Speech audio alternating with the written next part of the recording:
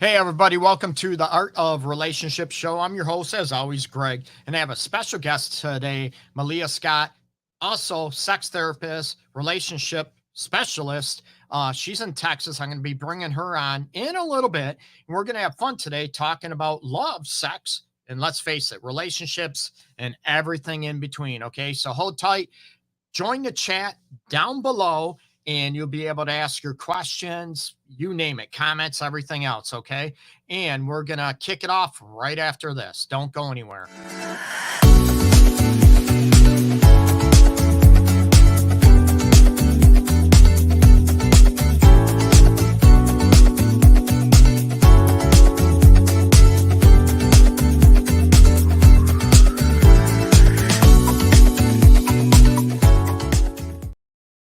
Hey, welcome back. I'm going to bring Malia on, Scott in Texas, and we're going to have some fun talking about love, sex, and everything in between with relationships, even dating, marriage, right? Is there a huge difference between, let's face it, being engaged and being married? We'll get into this stuff, so don't go anywhere. Make sure you throw your comments and chats down below, and I'm going to bring on Malia right now. Hey, Malia. Hey, welcome. Can we hear you? How's it going? Cool. Can we hear you? Can you, Yes. you might have to speak up maybe a little bit so people can hear you. And I got the chat. So talking about, tell people about you, what you have going on, and maybe what your specialty is. You know, people know, I already said, you know, you're a sex therapist as well, relationship specialist. You know, we do the same type of work. But where do you focus on? Yeah, sure. So I just recently got my associate's license in Texas, and I am in the process of finishing my sex therapy certification through Sexual Health Alliance. And so everything's a work in progress. Just getting started on launching a new private practice called Rewilding Relationships. And I focus on working with individuals and couples in the realm of relationship therapy, sex therapy, even relational trauma therapy. Awesome. I also work with narcissistic abuse recovery, because that is another narcissistic abuse recovery. It's a big thing that's happening in our world, and it's traumatic when it comes to relationships, and it's hard to recover from that. So It's very hard. And what is your view? Maybe we'll jump right in on that. What is your view on, and I don't want to kill business for you. No. And I look at your view on everybody, maybe in the Midwest, Detroit, I don't know, you know, in Texas or out West too much. You know, I try to talk to, you know, Justin Lee Miller, David, you know, David Lay, and, you know, a bunch of other people that I think you know as well. for sure, And looking at, and I throw out narcissistic. I tell people, seems like the word narcissistic gets thrown out there like it's freaking water, you know. It And is. you know, and there's a huge difference between someone that might act arrogant and a true bona fide narcissistic attitude. And like in a relationship, what do you see and how do you help? Do you primarily work with females? Ooh. Yeah, thank you. I love it because everybody assumes it's all men when they heard narcissistic. Oh, hell no, right? So what No. what is the first sign to be able to help people or that you do in the recovery, the, you know, narcissistic abuse recovery, and how do you differentiate that between maybe I hate to use because I hate to use regular abuse or trauma, you know. How do you differentiate? I know they're tough questions. Yeah. So okay, I'm gonna kind of not compartmentalize, but kind of like organize that real quick. Yeah. So when working with somebody that is on the other side of it, they've gotten out of the relationship, which is one of the hardest parts. That can be one of the hardest parts. Is we're working with regulating nervous system. We're working with asserting boundaries. We're working with how to notice the red flags, even in like if someone's going to start dating again, what to look for. Those are really important pieces. And also like re-evaluating relationship values. Nice. So Now, those how, are those are just like four key points that I would work on those areas with somebody that's in the recovery process. no, and no, that is cool when it comes down. And you talk about the nervous system and talking about, what do you cover with the nervous system? Do you talk about triggers? Do you talk about, because some people could be, I'm huge on feelings and emotions. I don't know if watched any of my stuff, but if you haven't, shame on, no, I'm teasing. But No, looking at, I'm teasing. found you. But looking at, I'm huge on emotion and I'm huge on purpose, and I tell, you feel what you feel, but what you do with that, that is, how you react to it. That's on us. But when you talk about the nervous system, um, how do you try to help people with align the nervous system versus a perception that's not accurate versus past triggers? Mm. Okay. So I would approach that first with working with somebody on identifying what their triggers are. Cool. And then discerning if that is coming from a past trigger or if that is, with emotional abuse, your brain can be affected and that you're constantly going back and forth and there's a lot of confusion. Is So it real? Is it not? Mhm. It's great with the bona fide true narcissist. Like I said, not everybody out there that's called a narcissist is a true identified clinically narcissist. Right. And they play with you where you don't know, as they don't know if you're coming or going, or they get you to start you're not only second guessing yourself, you're third, fourth, fifth, sixth time guessing yourself. Is this Mhm. really right? Is this so it's hard to, and that's why I say when somebody a new dating, like you mentioned, Mhm. after this dating, the person could be doing something, and it triggers the other person Mhm. and they're not narcissistic, their Mhm. intentions are great. And that's one of the hardest parts That's too, how is to when differentiate. That's what the nervous system. How do you discern with? I know how I do it, but I want to hear how do you discern and get them to know that okay, this is not the past and this person is not Mhm. trying to manipulate you. And it's hard, Mhm. that. And I'll do this.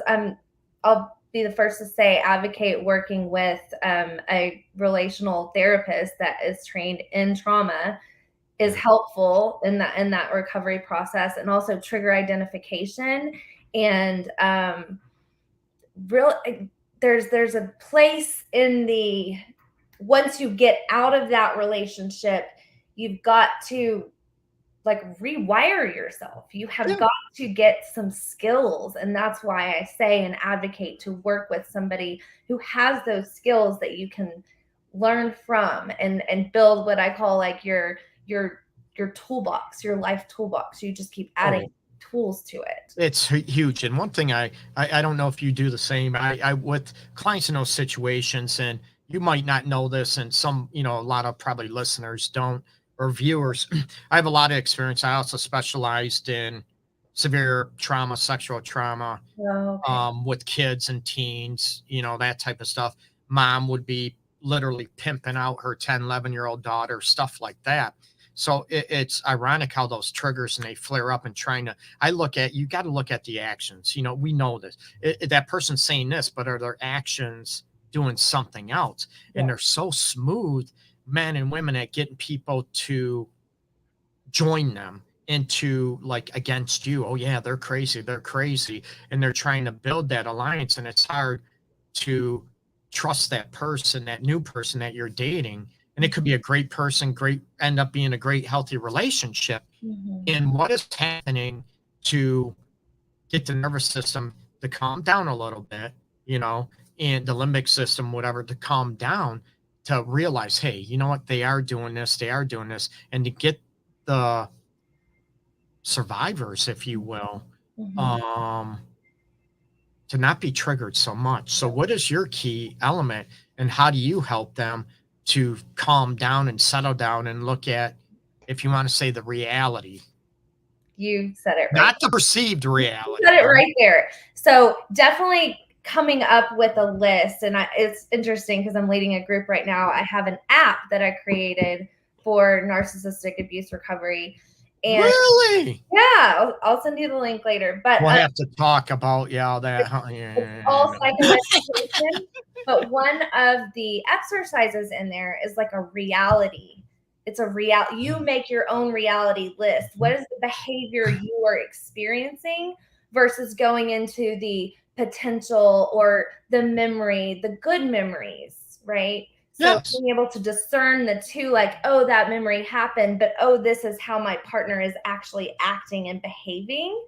So you can go back to that list and live in the now and live in the reality, because that is where you are. And that's so important. And it's like an assertiveness training and learning how to create healthy boundaries is essential. So there's a lot of there's the therapy part of it, but there's also this solution focused approach. Yes. Which is where I also do the coaching side of things, because there needs to be homework, there needs to be implementation and integration, and then there needs you got to practice, and then there needs to be you got to practice. Yes, that's the only way we can like rewire and create new healthy patterns. Absolutely. It's funny because one thing I tell people a lot, with trauma recovery, abuse, emotional, physical combo. I call it a combo. Abuse trauma type situation is that person, if they don't care how you're feeling, that's a huge sign. That's a red flag to me to say, hey, what's going on?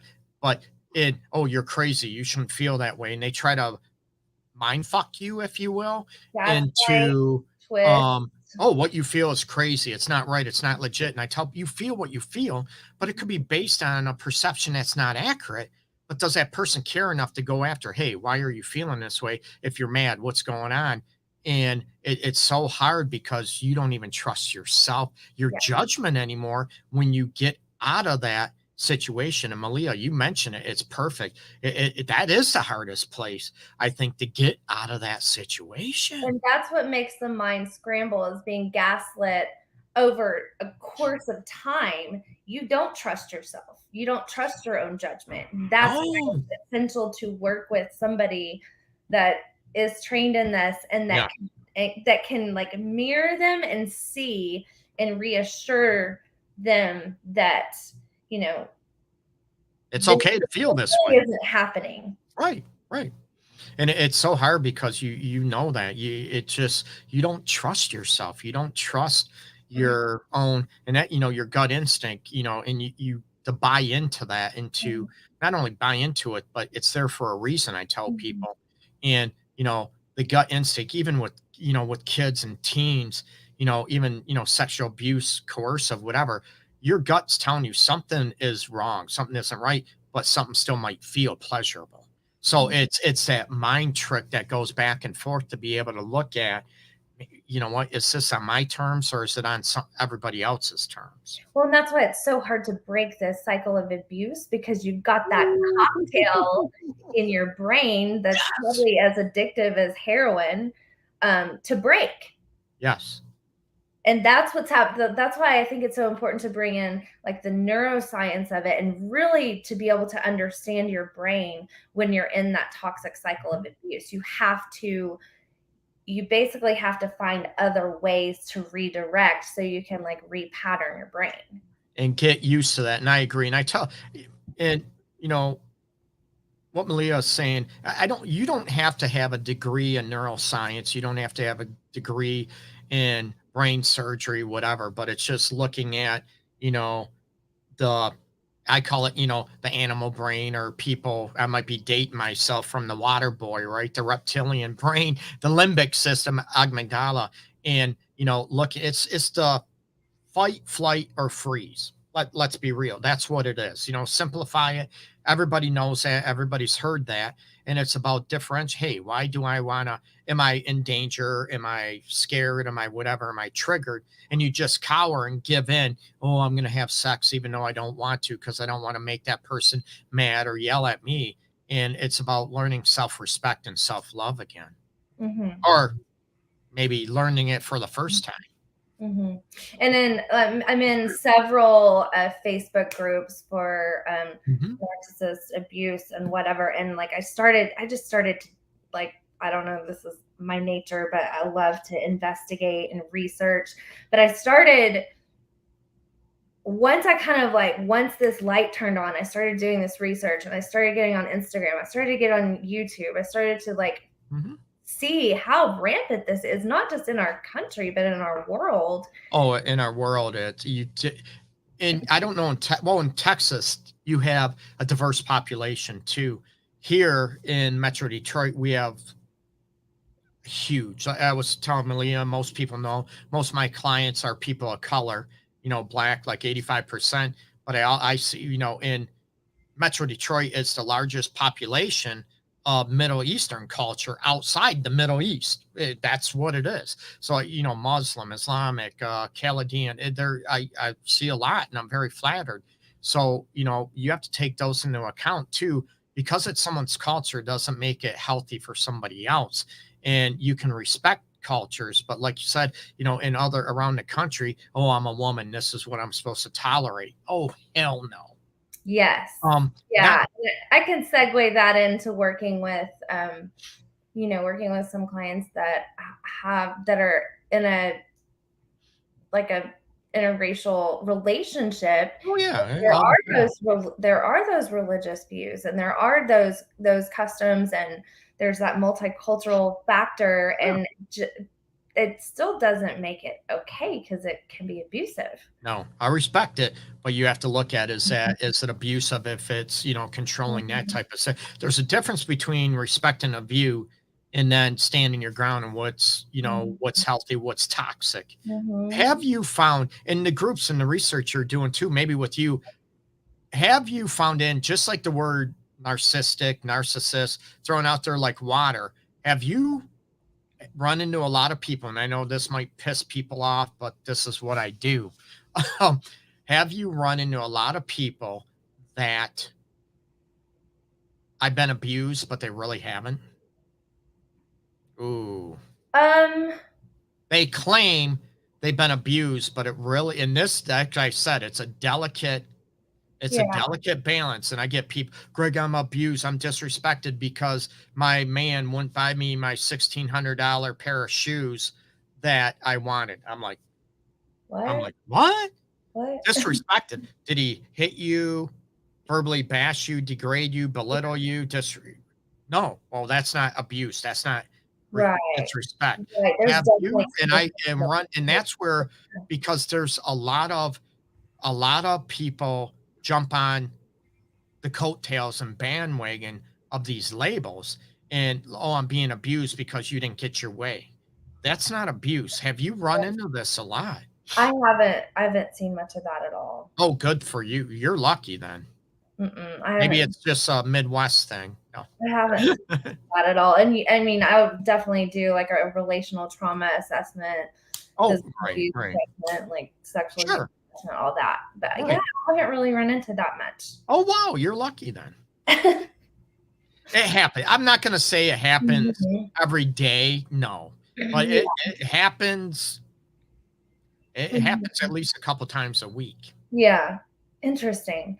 Well, another thing that just came to mind when we were talking about this is, since this show is all about like sex, love, relationships, and everything in between, I see this interesting crossover too, like in the world of open polyamory, CNM, like how there are people that are practicing these alternate relationship styles that are also experiencing stuff like this because they're not sticking to the actual like agreement within relationships.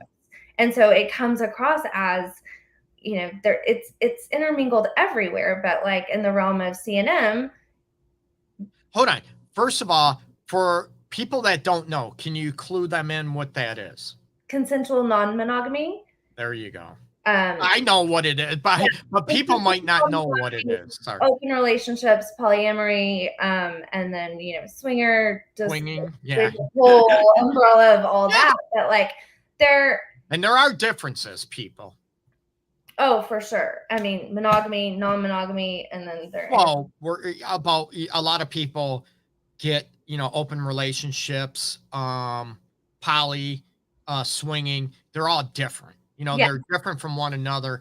And I tell people, even with that issue, a lot of people, oh, that's cheating. It's cheating. No, like you said, Malia, it's if it's consensual and they both agree to it and both, it's not cheating. Yeah, no. And that's the thing. If it's consensual and there is a healthy agreement as to what is happening in the relationship, that's the foundation for a healthy relationship. But I've only brought this topic up because I also follow that world because I serve those clients as well. So do I. Absolutely. And that I'm seeing some of that stuff with the whole emotional abuse, narcissistic abuse over in that realm too. I'm seeing it like in a lot of different areas. So, and that's why, I have to differentiate, when you do see that abuse, whatever, it's like if one person, and I've had a lot of clients, let's face it, men and women, it doesn't matter on, any gender, let's just face it. Sure. Okay. Any gender, women with vaginas, men with penises, whatever you want to deem it, that they're doing it so they don't lose that other person, but they really don't want a poly situation. They don't want an open relationship, but they'll tolerate it because they love that person. And that's where you set those boundaries and you look at, is it really consensual or is it based on coercion? Or it might not be coercion. It could be just that person's lack of self-respect and self-love because they're fearful of maybe being alone, or they really love that person. Great. But it's that trade-off, and it's trying to get congruent with what that person deems as self-love, self-respect, and the life they want to live. Do you run into that a lot too? Yeah. So one of my go-to books is I've seen clients that are monogamous and wanting to explore and open up their relationship. So I definitely start with the two books, Attached and Polysecure. Like, read those books. It's just, you need to read them before we can start to have these conversations. Because really, if you haven't been in an open or polyamorous relationship and you've been in monogamy for a long time, you're opening Pandora's box and you don't know what's going to come up for you. But if you don't, it can be risky, but it's like, if you're both on board to try it, and there's excitement. Yeah, there's excitement, and I've seen it work and I've seen it not work. And it's different. I get asked the question like, what's normal, or what do you see in other people? And I'm like, you can't look at it or compare it. It's the couple that's choosing to try this out. Every situation and every relationship is going to be different. And then take that back even more, your relationship with yourself, thank you, is going to be different too. And it's one thing I tell people, and it's a great resource, the book. And I tell people also, it's one thing that people want to try it, but you can't untry it. You can't untry it. And it's, I run into people that are totally against it, but they'll begrudgingly do it. And, oh yeah, I actually love this. And then the person that wants it and loves it, I don't want to do this no more. It's funny how I tell people, you can think and lay out groundwork, but you don't know until it happens. And that's just, and the consequences, and I'm all about this could, consequences. I want you prepared, but in reality, you don't know until it happens. Yeah, that's why you got to be ready for absolutely. Do you find that in Texas? And I know we were talking before I went live, and I had an issue with the timing and stuff. I went late, but in Texas, I know it's very conservative, a lot of stuff going on there. How do you address, how is that looked at in Texas, in a conservative state, if you will? Mm, How is that looked on there as far as people being ashamed, being degraded in that area, or mm. being poly, or having an open relationship, or being, swingers? Right. So I grew up in West Texas in Lubbock, and then I moved to Austin, where Yeah. it's like complete night and day. Oh It's yeah, it's a big difference. liberal Yeah. and just do your thing there. And so it's very different in Austin, Texas versus like say Dallas or Houston. Houston's like a big melting pot too. But Yeah. it just varies across the state. But for example, in Lubbock, there's like I would say there's a extensive swinger community here, but it's really underground. Like the swinger clubs here. Now, are you part of it? Is that how you know? No, No, I just no, I'm I'm teasing. Are I you am blushing? I am Are you monogamous. blushing right now? No. I am monogamous in my relationship. I work with, and I'm monogamous too, and yeah, But it's, I have colleagues that also I have a few colleagues here that work in that realm with the same clientele, and so I want to be educated. I want to know oh, what absolutely. places where to send my clients. Like, I mean, I would totally go to be a fly on the wall, but I'm just like, Come on. can't figure that out right You're now. holding back a little bit. I don't think you're being totally honest about. No, I'm teasing. No, it's not for me either. I'm open. I can talk about anything, Yeah. clients, everything. It's just not me. It's not how I'm made. Same. But I want to be inclusive, and I want to be supportive for all the clients that walk through the door that are needing that support. And if that is their realm and that's what they're wanting to seek out, then I want to be educated and have the resources to help them in their process. Malia, that is awesome. And I tell people it's not, no one ever, and this is one thing, because there's people, Malia knows this, I know this, and it shouldn't happen. There's a lot of people in the profession that are biased, that are judgmental, that because of how they follow their religious beliefs or whatever, or their own personal beliefs, that want people, they'll shame people. And there's a lot of bias and a lot of judgment thrown on certain people and how you live your life. And I tell people it pisses me off, and it's unethical, and it's unprofessional. And it's about my philosophy. And I know Malia's is as well. It's about how you want to be, not how I want you to be, how other professionals want you to be. If they want you to be something you're not, or they're biased, judgmental, you need to run out of their office. Don't get out of their office, run the hell out of their office. Yeah, Because because I you can need a be safe more environment, big time. It's I do. This is a very I'm huge on, it's about the people we serve, it's about our clients, about the people we serve. And it's huge. And in these areas, when it comes into even, like cheating, right? How you look at that, and that's one of my prime areas, in looking at, the bias and the judgment and the myths out there. And you have other therapists. Oh, once a cheater, always a cheater. So you need to dump her. I'm like, and I visited some of these therapists over the years. Yeah. Well, I wasn't too nice, but, it's wrong, so you want to make sure you get the correct advice and information, that, Malia's talking about, even with poly, swinger, and look at what's going on. Somebody that's open to talk, and that's not going to shut you down when it comes to sex or any relationship topic. Yeah, and there's a lot of relational betrayal recovery that's happening in our world right now.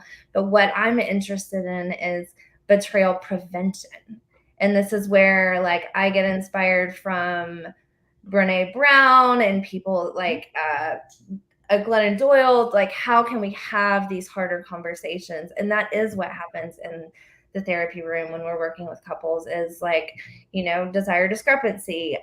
One person isn't in the same place as the other person. How can we talk about it? How can we find some sort of resolution versus one person just getting up and like going out?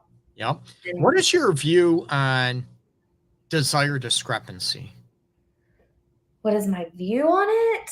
I know I'm calling you out. No, I mean, I'm not trying to be, No, I have this window. I know what my view is, and I'll tell people my view. I'm open with it. But what's your view on design? Yeah. And I tell people, even for us, you know, like I said, I've been doing, and there's people that have been doing this longer. I've been doing this 20, 21 years, and there's people doing it longer, but they suck. Okay. So, but I look at desire discrepancy. You want me to tell you my view first? Sure. Okay. My view is you're going to have people with anything that will tell you to compromise on everything. You can't.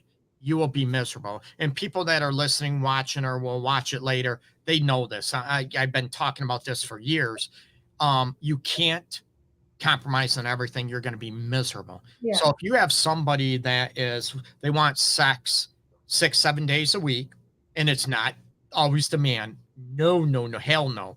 And the other one wants it once every 5 or 6 months. I tell people, how do you compromise on that? Yeah, that's You can't.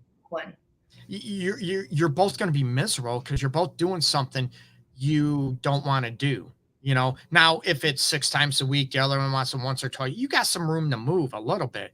And we know, illness and death, grief and, trauma going through stuff. We know stuff happens. But if that's the person you are, it's like, how do you compromise? Someone wants a babe and wants a kid, the other one doesn't.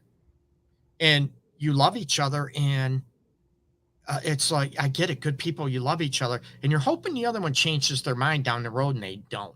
Yeah, that's a tough one. So when it comes, and that is one of the hardest things to deal with as a professional is desire discrepancy. I'm going to be honest, it's, looking at what's going on. Is it physical, medical issues? Is it emotional? Is it an individual issue? Is it a couple issue? So I look at a holistic view of it.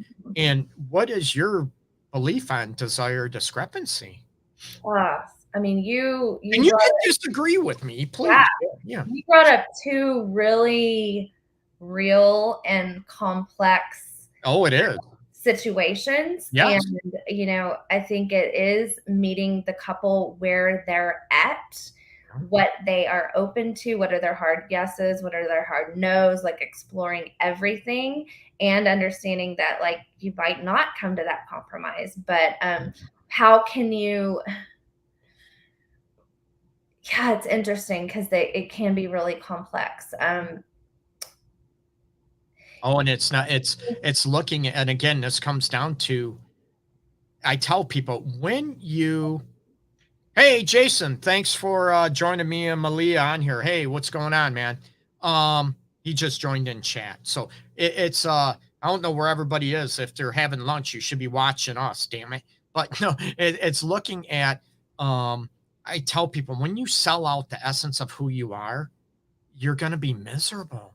And you might be okay with it for a while. It's just a matter of time before that tolerance ends. And it's hard. And there's always been the belief that, you should stay together and, work things out and nothing's perfect. I understand that. But there's a difference between nothing's perfect and people selling out the essence of who they are.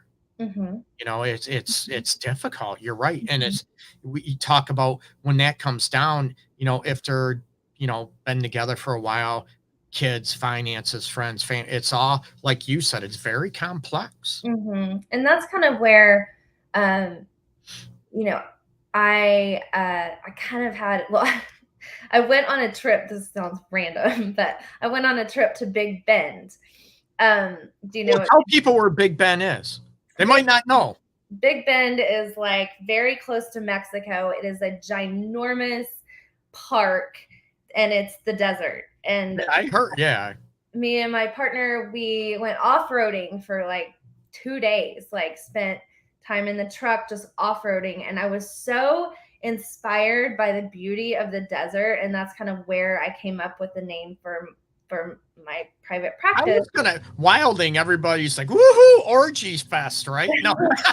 I look at the practice and I look towards like my I don't know, my spiritual practice is basically nature, going to nature, looking Yeah, sure.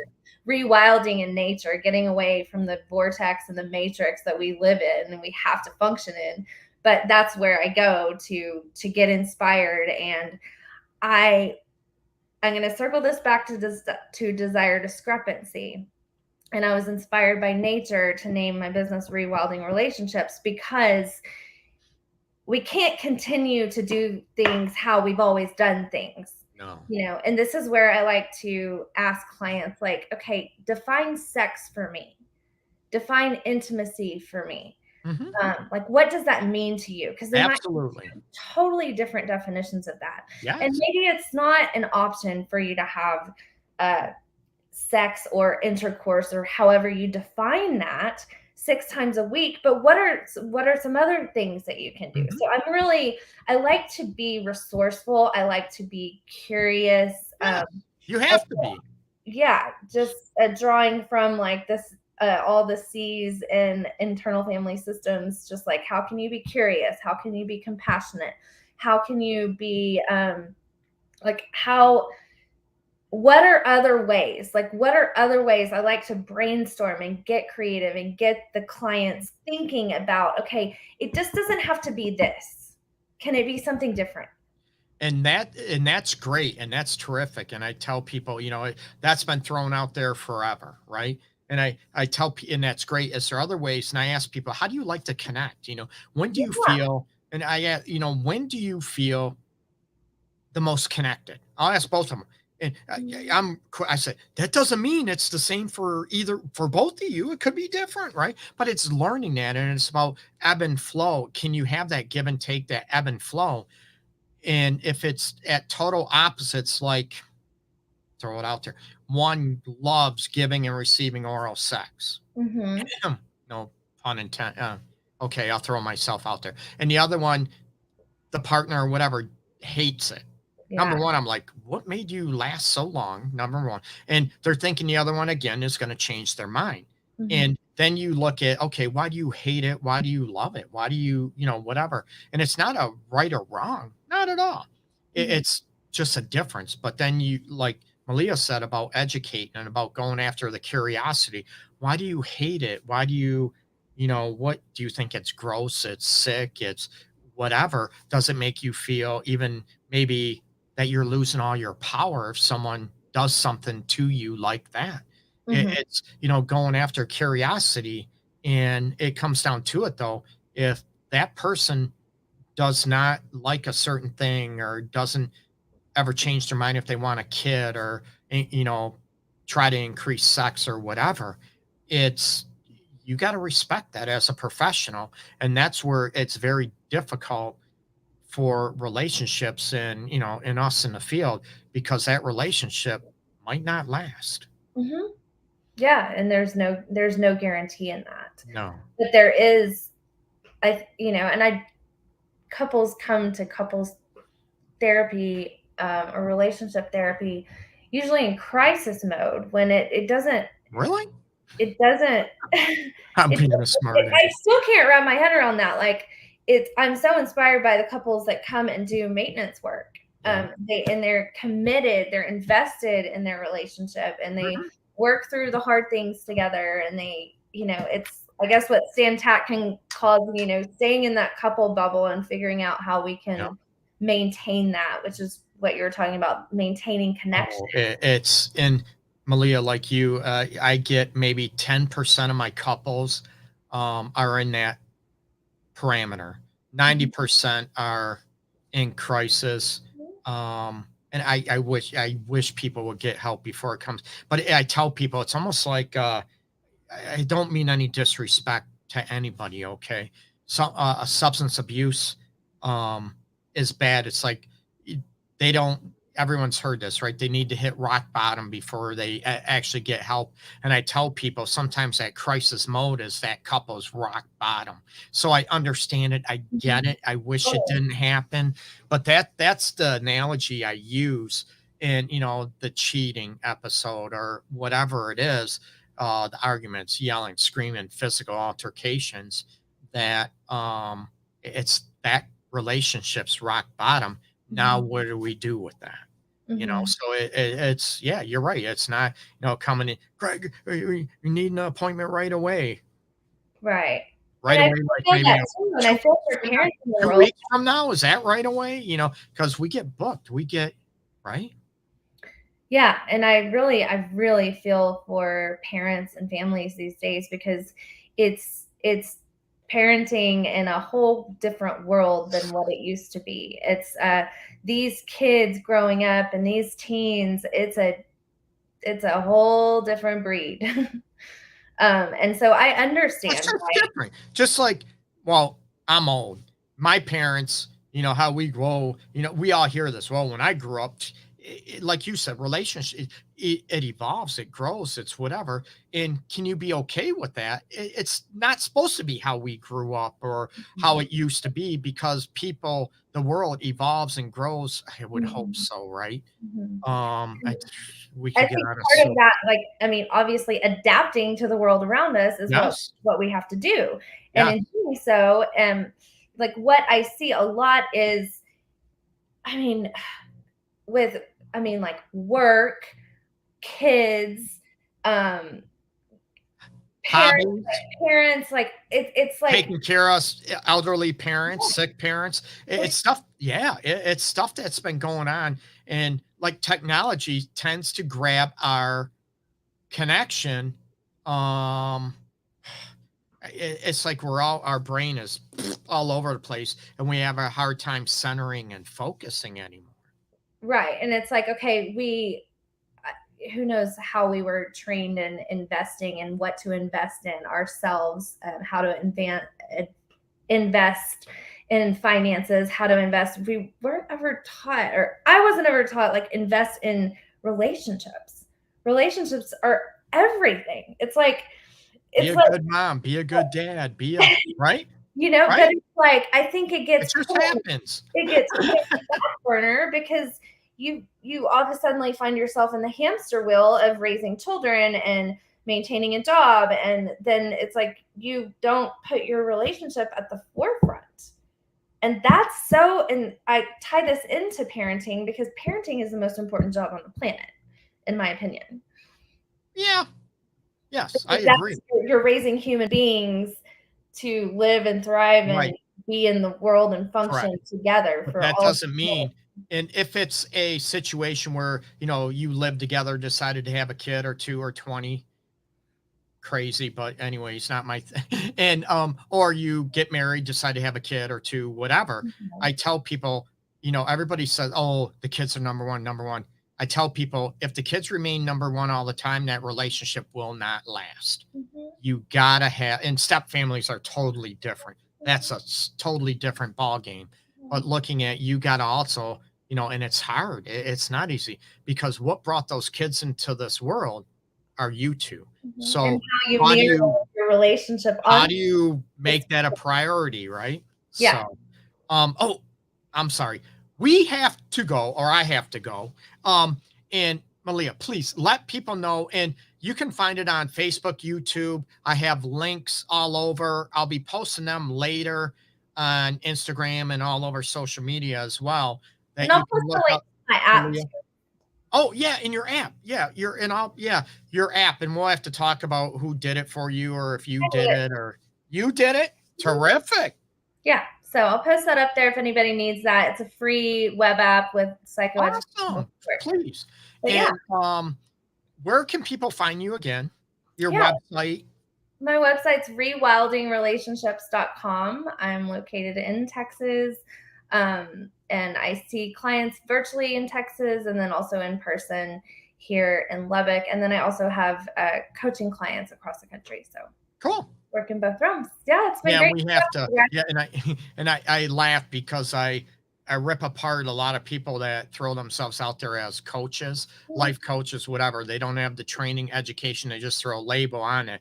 But with coaching, it comes with us when we do coaching, it comes from a very, let's face it, educated training background. There's a huge difference.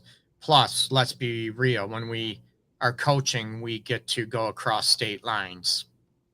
Let's Yeah, be and honest. that's the other thing, and I hope Let's be honest. there's a lot of work right now pushing towards therapy being able to cross Yes, the state line. So I'm following that yeah, really closely, and I hope absolutely. because there's some antiquated structures in the realm of therapy, and it's time to innovate and like make some change. Get up. So, Malia, thank you so much. Thank You're you so welcome. much. It was nice to meet you. And Oh, it's awesome. And we'll do this again. I'm sure if you want to. We'll see. I don't want to assume. But thank you so much. And like I said, I'll be sharing more of your information as well out there on social media. Thank you. And I'm gonna say goodbye now. And oh, hey everybody. Thank you so much for some great information, great resources from Malia as well. Like I said, she is working on sex therapy, associate's license. I've been fully licensed for, oh god, for a long time. Like I said, I've been doing this for 21 years now. And you can check me out. theartofrelationships.org is my website. You can check me out, social media, YouTube, Facebook. Please follow me. You can follow Malia out there on her resources as well under Love Guru Greg. And the audio version of the show is always available under the Art of Relationship show on every listening platform as well. So everybody take care, peace and love. And my gratitude again for you viewing the show, watching the show. I mean that from the bottom of my heart. Thank you so much. I'm very flattered and humbled for you to spend your time because your time's valuable. And my passion has always been, always will be to help you have that relationship you've always craved, not only with a partner or partners, but also with yourself. Okay. So peace and love out there. Bye bye.